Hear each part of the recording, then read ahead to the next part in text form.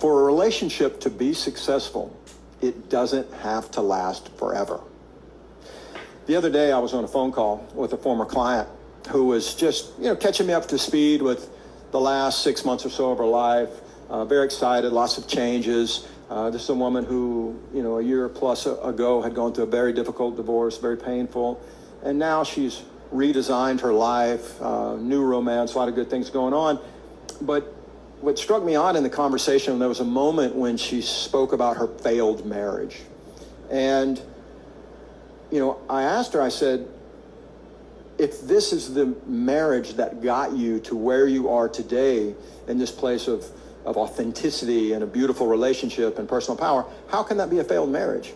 And it was very difficult to find an answer.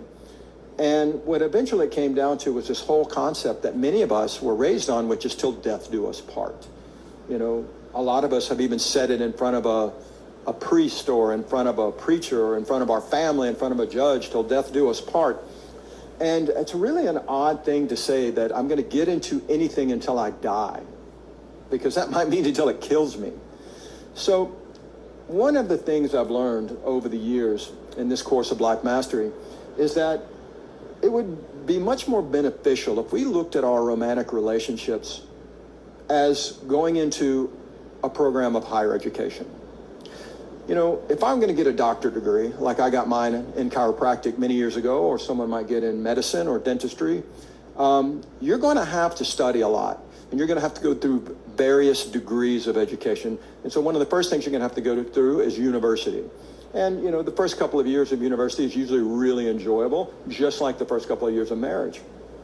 Then years 3, 4, things start getting a bit more difficult, just like in a marriage. And a lot of times that's when marriages end. Now, we make it through that 4th year, we go on to a master's degree. And in a marriage, it's the same way. Now we really got to start knowing this material. Now we really got to start doing the work ourselves. And then we can go on and get that doctorate degree. And, in higher education, this could be 9, 10, 11 years. And the same thing, higher education in a marriage, this could be 10 years together, 20 years together.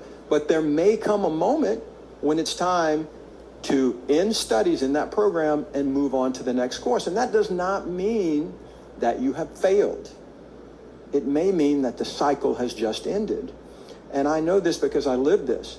And when my dear friend and an amazing coach and therapist, my friend Molly, she said to me one day, because I had made this comment a couple of years ago, and she said, just remember that for a relationship to be successful, it doesn't have to last forever. And I started applying that to my life.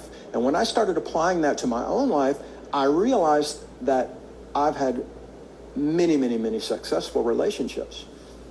Not all of them ended the best way, but they ended, and I know I learned a lot, and I'm grateful for those lessons, and I hope that the other person involved learned a lot, and that person's grateful as well. So for me, I can look back and say, yes, that is a very successful relationship. Why? Because I learned a lot about myself. I learned about who I am, who I'm not, what I want, what I don't want, and I can apply this now into my current relationship. At the end of the day, I believe that your romantic partner is the mirror that you're going to spend the most time looking into in your life.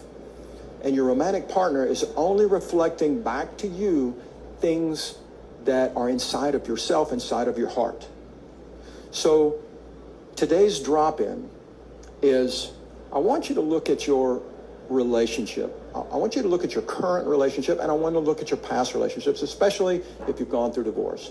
And I want you to see, what were you reflecting back about yourself, and what were you saying to that mirror, and how were you treating that mirror, and what was it reflecting back to you?